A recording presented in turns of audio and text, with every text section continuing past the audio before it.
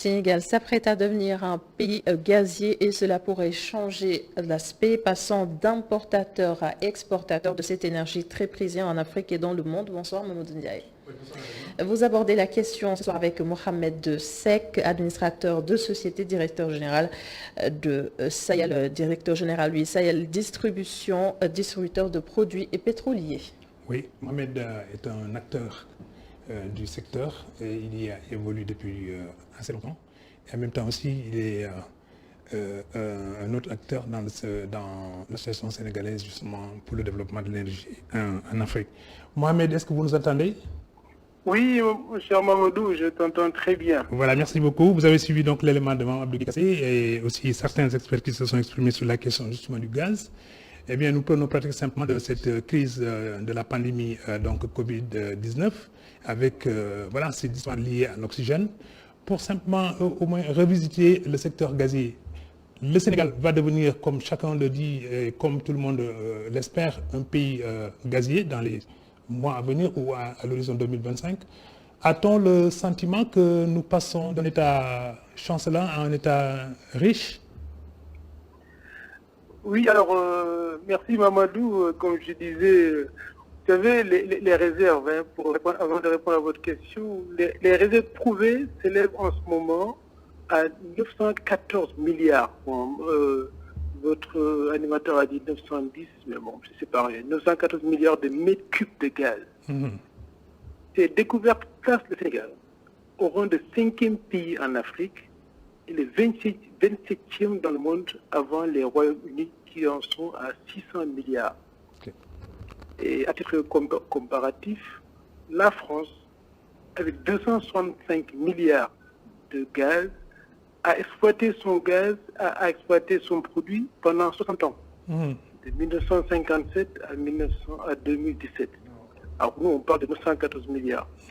Et avec cela, la France a créé une ville nouvelle, a créé une industrie pharmaceutique de rang mondial, a créé une industrie domestique, a créé un réseau complet de distribution de gaz dans les foyers pour la cuisson et la climatisation. Ça, je me souviens, j'ai un de mes doyens, l'ancien directeur général de la Sénélec, doyen Ndao, qui me disait qu'il était là-bas quand on faisait les premiers pics pour installer ces réseaux.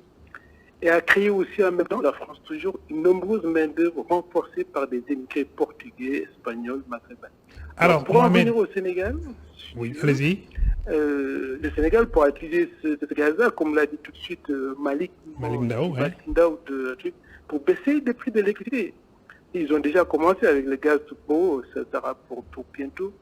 Le Sénégal peut aussi s'engager à distribuer dans les foyers par canalisation, le gaz dans les foyers par canalisation comme l'eau, pour aussi créer une société de distribution du gaz semblable à la Sénégal.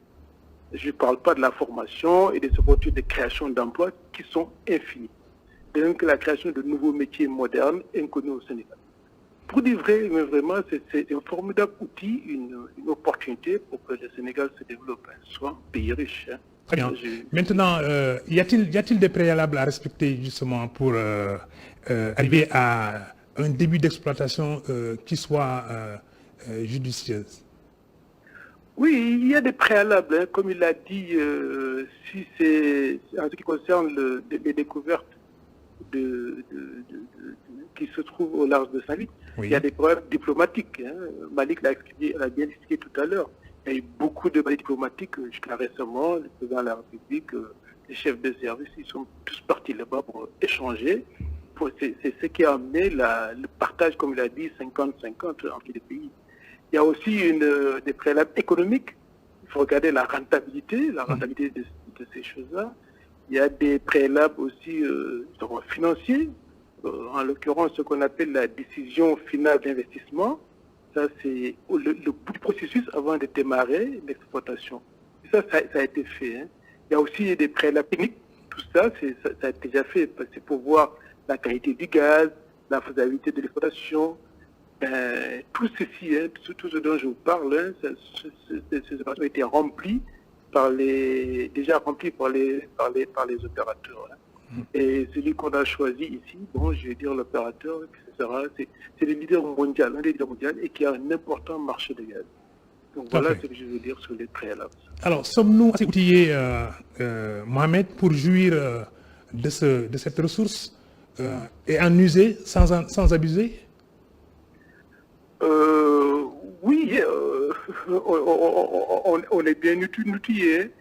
Là, j'en veux pour preuve. L'État du Sénégal a pris les devants.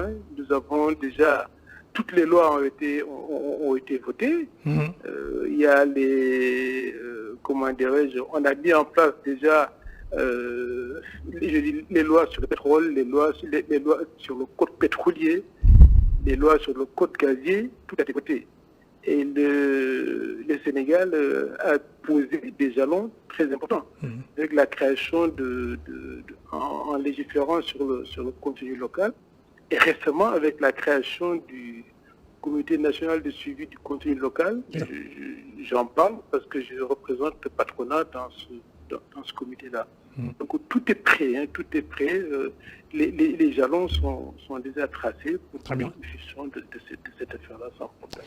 Alors, si les jalons sont posés, c'est parce qu'effectivement, il y a un consensus sur cette ressource qui, ailleurs, suscite des convoitises et peut-être même inspire donc les mastodontes donc, des grandes multinationales du pétrole et du gaz. Est-ce que nos ressources sont assez bien préparées ou bien est-ce que nos institutions sont assez fortes pour pouvoir peut-être endiguer un peu le flot, et comme le disait Malik dans l'élément, toute l'attractivité dont le Sénégal pourra faire l'objet dans les années à venir?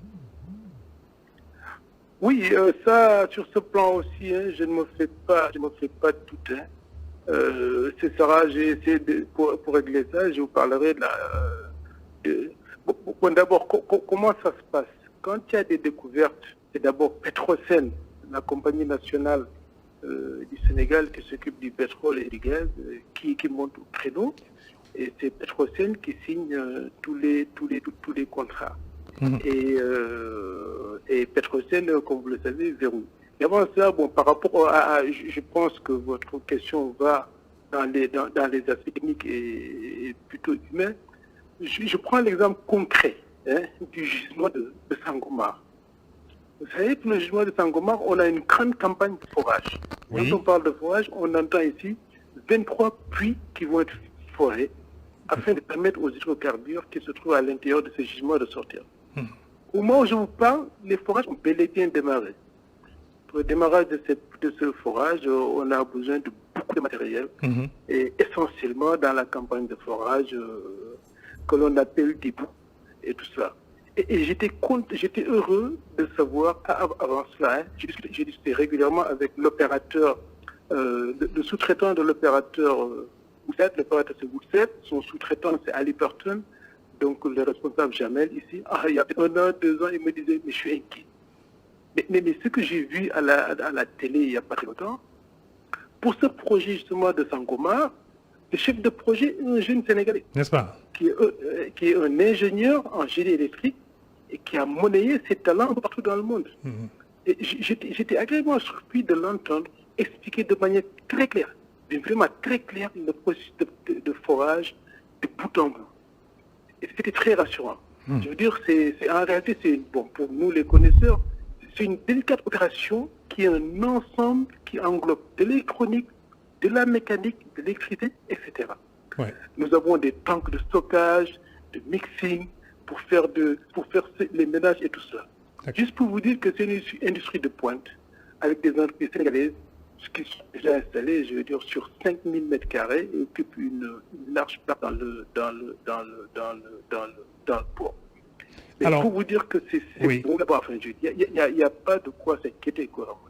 Alors, donc si je prolonge votre réflexion, le gaz en vue va être un facteur d'épanouissement et non de déstabilisation. Pardon, j'ai pas bien entendu. Je dis en suivant effectivement peut-être votre raisonnement avec justement ces ressources sénégalaises de très haut niveau, le gaz qui va être exploité dans les années à venir va être plutôt un facteur d'épanouissement du pays au plan économique et même au plan social, plutôt justement qu'un facteur de déstabilisation, et suivez mon regard. Oui, mais ça c'est clair, je veux dire, moi, pour moi, il n'y a pas l'ombre d'un doute. Je veux dire, avec une gestion transparente et rigoureuse de ces revenus, mais ça pourra constituer des leviers très forts dans le développement des secteurs prioritaires qui ont été dégagés par l'État du Sénégal, tels que l'éducation, la santé, l'agriculture, les énergies, les infrastructures routières, etc.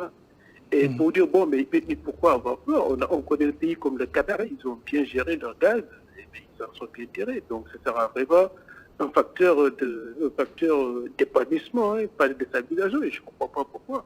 Moi, je suis optimiste. Notre gaz sera un facteur d'enrichissement pour notre pays, de sa modernisation et de renforcement du tissu social. Très bien. Mohamed, vous avez procédé à une estimation des réserves dont disposerait sans doute le Sénégal, mais pouvez-vous maintenant aussi anticiper sur les revenus que nous pourrions tirer de l'exploitation et de la commercialisation justement de cette énergie? Oui, les revenus seront tout aussi énormes. Je veux dire, bon, ça, c'est qu'il y a un aspect un peu technique dans cette affaire-là, parce que on est en train de parler d'exploitation en ce moment-là, d'un produit qui va être distribué, qui va être vendu dans XAD. Donc, ça, c'est des prévisions techniques qui seront là. Mais je vous rassure, au moment où je vous parle, les prévisions qui sont devant nous, mais je suis très optimiste. Donc, et au moment où ça sera sur le marché, il n'y aura pas de problème. Au contraire, il y aura assez, ça va générer assez de revenus, vraiment assez de revenus pour le Sénégal et pour les opérateurs.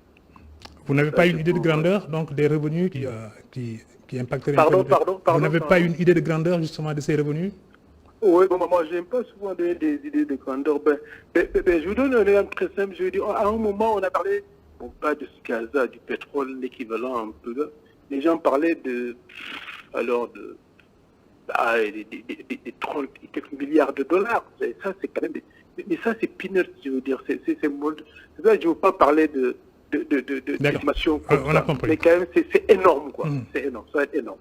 Surtout sur le gaz, c'est énorme. Le marché du gaz est très select et c'est pas un produit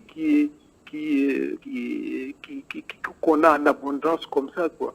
C'est pas, quand on parle de l'offre et la demande, ça vraiment, la demande est beaucoup plus forte que l'offre. Donc, pour dire que là, sur ce plan, on peut rassurer. Alors, Mohamed, peut-être la dernière ou l'avant-dernière question. Sommes-nous aptes à compétir à armes égales sur ce marché des hydrocarbures qui est un marché âprement disputé à l'échelle mondiale? Oui, oui, moi je dis pourquoi pas. Hein. Mais je vous dirais, le Sénégal, il faut penser, je veux dire, les États ont leur politique, les États, quand ils partent sur le marché mondial, il ne faut pas voir que c'est l'État du Sénégal qui se présente sur le marché mondial. Mais non, on a des partenaires, j'ai dit là aujourd'hui, si je ne me trompe, avec le contrat que nous avons avec l'opérateur, mais comme je disais tout à l'heure, l'opérateur a un grand marché de gaz. Hein. C'est ça. Donc s'il n'y a pas de problème, on sera bien accompagné et il y a de quoi être rassuré sur ce que nous aurons avec là-bas. Ne vous en faites pas pour ça. Bien, avec vos propos aussi, il y a de quoi être plus sûr et plus rassuré. Mohamed, merci beaucoup. Ah ben oui, il faut le rassurer. Moi, je vous rassure. Hein. De ce que je vois, ce que l'État a déjà mis en place en termes d'outils. Comme je dis, là, récemment, notre dernière réunion au niveau du comité technique du comité national de suivi du conseil local. Et là, c'est vraiment, puisqu'ils ont permis au patronat sénégalais d'y être, et vraiment, ce qu'on a vu nous a vraiment rassuré. Ça ne vous cache pas. C'est bien parti, quoi, si vous voulez mon avis dans ça. Voilà. Ouais. Voilà, quelques soucis avec la liaison téléphonique. Mais voilà, on a fait le tour avec Mohamed sur donc les aspects liés au gaz qui sera bientôt justement une ressource disponible et même opérationnelle pour notre pays, avec sans doute les éléments clés d'analyse qu'il nous a fournis. Nous pouvons peut-être regarder avec beaucoup de lucidité ce qui va advenir dans les années à venir. Merci Mohamed et au plaisir de vous revoir.